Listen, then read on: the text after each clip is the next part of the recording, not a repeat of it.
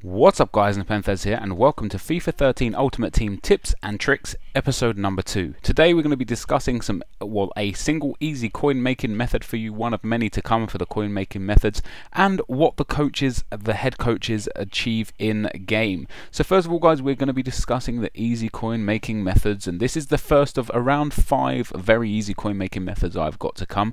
So sit back and enjoy. Okay guys, so one of the easiest ways to make coins is to buy players for 300 coins in open bids and then sell them on for a little bit more just for a profit. You can see all these players I bought here as well. I've got this sped up to ×2. I actually bought all these players in very good formations, which is a very key part of this. Every single player there is in a formation that's good in the game or is used often. For example, a 4-back formation here, so Rodriguez is in a 4-4-1-1, and it's also key that you get them in a formation that they're suited for. So for example, in a 4-3-1-2, there's no centre attacking midfielder, so if you've got a Cam in a 4-3-1-2 formation, he's probably not going to sell. Now as you can see, the bought for section, I got all of these players for 300 coins in open bids, and I'll show you how I did that a little bit later on.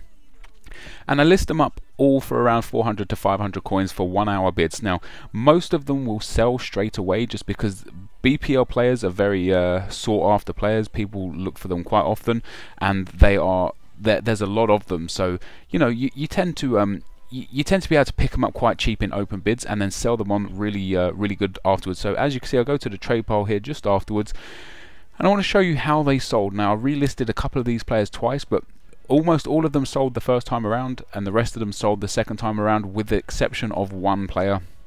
But just showing you here, so they all sold for 400 to 500. Now this is a coin making method that you can use just freely. You know, it doesn't generate obscene amounts of coins, but it will generate you a few thousand coins per hour minimum. And as you can see, like there's all the players sold. Some of them sold for 300. That was a mistake listing, but all of them sold for between 400 and 500 coins. So you make between 100 and 200 coins less the tax, which is negligible when you're selling for this amount of money. So basically, all you do is you go and find your league.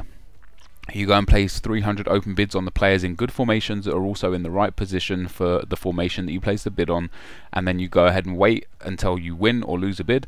You go and list them up for 500 coin, 400 coin start price, which is essential, and 500 coin buy now, and they will eventually sell. The reason why this is good, guys, is because you can go and put bids on a lot of people, go and play a game, come back, go and put all those people into the trade pile, go and play a couple more games, come back, and they would have sold. You know, so you really do just generate coins whilst playing games, which is what it's about. You know, you can genuinely make, like, you know, if you've got 1,000 coins, you can make maybe 300 or 400 coins. If you've got 10,000 coins, you can make maybe 3,000 or 4,000 coins. I just show you here how I do this. So I go into the trade pile, I put it on Barclays Premier League, I put the maximum bid to 250 coins, and then I go and bid on all the players that haven't got 300 coin bids on them.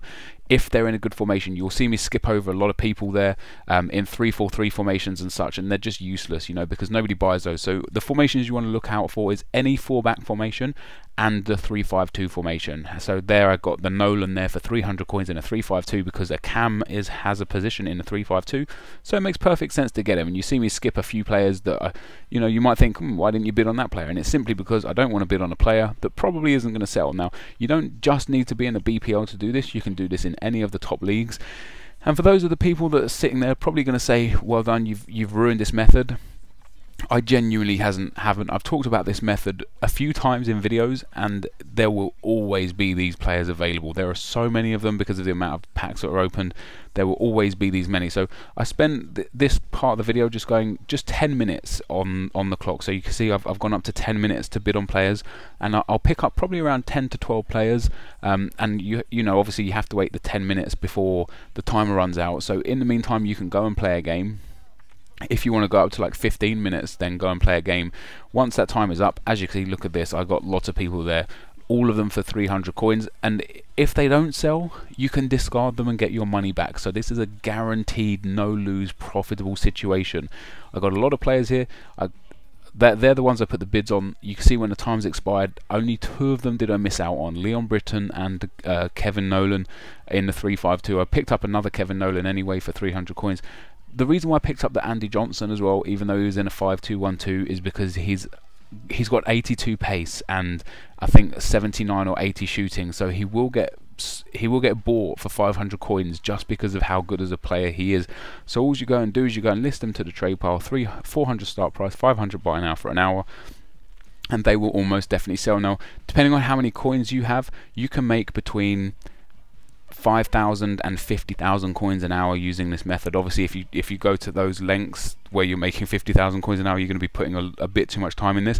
But hopefully this method helped you guys just to turn over a few thousand extra coins if you're struggling in game. Okay guys, the next quick tip we're going to give you is going to be about the head coaches. Now, for the head coaches, we're going to show you the coaching section. We're going to show you acquiring coaches, even though acquiring has been misspelled, unfortunately. We're going to show you the information on acquiring the coaches, and we're going to show you the benefits of the head coaches. Okay, so this is where you're going to find the head coaches, guys. It's in, if you go to club and then all the way along to staff and then go to head coaches, you can see for me I've got 36 head coaches. That's how many there are. 50% pace, 50% shooting, 50% passing, 50% dribbling, and 50% heading is the last one. And as you can see here, there are 6 rare gold coaches and 6 non-rare gold coaches, 6 rare silvers, 6 non-rare silvers, 6 rare bronzes, and 6 non-rare bronzes. Now, you can get most of these coaches for really cheap. A few of the silver non-rare coaches actually go for around 800 to 1,000 coins. Is it worth buying all of these? I believe so if you use attribute cards a lot. I don't personally use them, but for the purpose of this video, I've gone and bought all of them. And I'm just going to show you what this does. So normally if you add an attributes card, like a +10 attributes card to a player, it adds 10 attributes to all of their base card stats. With the coaches, guys, we get a 50% bonus, which is the maximum bonus you can get. When you add those, you see here we've got Holmes as the example. So if we add the attributes card to Holmes, he's got 68 pace, 53 shooting, 51 passing. So instead of just the 10 to take that to 78 pace, he gets 15 bonus and takes him to 83 pace. As you can see there, boom, it takes him to 83 pace. Now I went one step further with this and wanted to show you guys what actually happens to the in-game attributes of this player. So his in-game attributes and his regular attributes are going to be on the screen. But what we're going to do first is we're going to show you his in-game attributes, and you can see here all of his stats have gone up.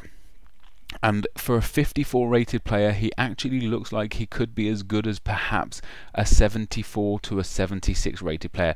Those physical attributes are insane for a 54 rated player. They've really increased. Mental attributes haven't increased too much by, on first glance, but we're going to take a deeper look into the attributes, and this is all caused from the manager stats. So if you have a really important game, a really important final or something like that, and you've got a couple of attribute cards that you got in packs and you want to use them, then would be the best time to use them. So let's look at the stats. On the left hand side, you've got Holmes regular attributes with no cards on them. On the right hand side, you've got those in-game stats that we just looked at. So we'll take a look at the mental stats first. His aggression has gone up from 46 to 71.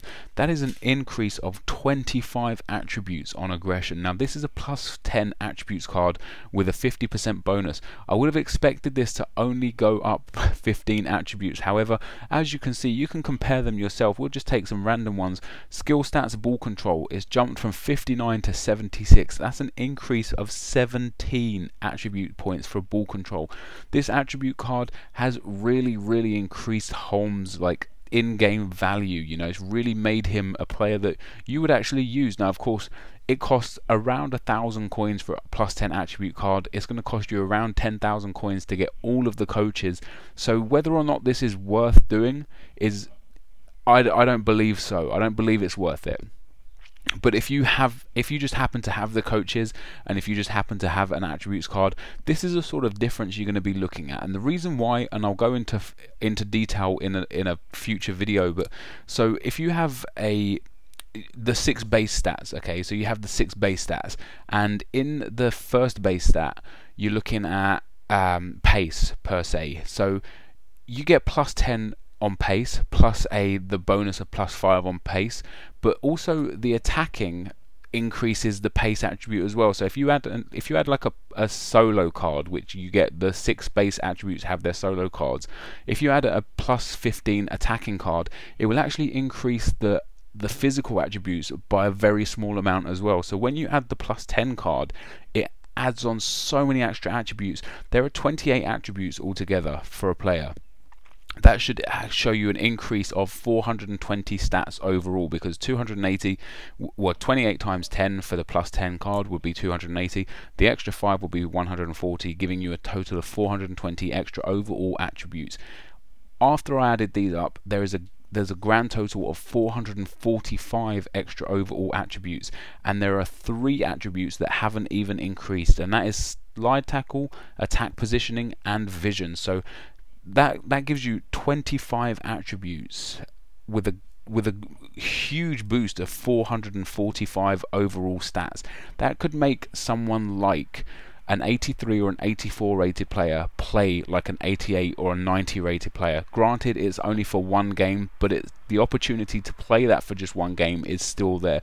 So if you get perhaps a left wing, like, I'm going to go out there and say Varela, a Portuguese left wing, you know, he's nowhere near as good as Ronaldo, obviously doesn't have 5-star skills either, but if you add a plus 10 attributes card on with the coaches, you're going to be getting very similar sort of stats to Ronaldo in game. It might only be for one game, but if you've ever fancied trying Ronaldo for a game, that might be your opportunity as to how.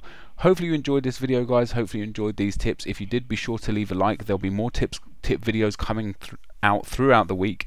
If you've got anything you'd like me to look at in Ultimate Team, or any tips that you've got that you may think that I've missed out on that I can give back to my fans and to my subscribers, be sure to leave them in the comment section. But as always, guys, thank you very much for watching. Subscribe to my channel if you haven't already, and I'll see you next time. Cheers.